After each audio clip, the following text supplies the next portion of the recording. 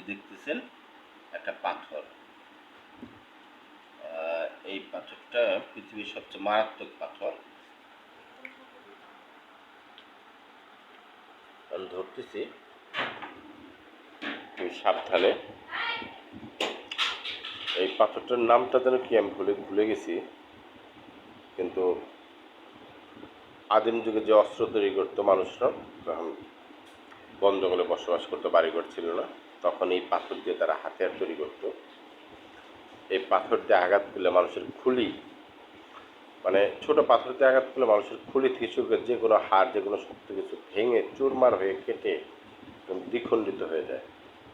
আদিম যুগে এই পাথর দিয়েই মানুষ অস্ত্র তৈরি করতো। এই হাতে জামার পাথরটা, এটা এত সাবধানে ধরতে হয়, যে কোনো অংশ হঠাৎ করে হাত লাগলে কেটে যাবে, একদম হাত মানে মানে কেটে একদম বিশ্রী অবস্থা হয়ে যাবে, এত মারাত্মক।